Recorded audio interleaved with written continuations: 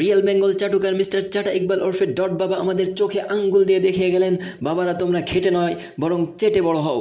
আমরা যারা এতদিন বলছিলাম বাবারা তোমরা চেটে নয় বরং খেটে বড় হও, আমাদের সকলকে ভুল প্রমাণ করে তিনি দেখিয়ে দিলেন, বাবারা তোমরা চাটতে থাকো এমনভাবে চাটতে থাকো তোমার কুত্তার মতো 10 আঙ্গুল জিহ্বা বের করে দিয়ে এমনভাবে মানুষের জুতা চাটতে থাকো, চাটতে চাটতে তোমার জিহ্বার লালা দিয়ে জুতার নিচে লেগে থাকা সমস্ত গোমদ ধুয়ে মুছে পরিষ্কার করে দাও।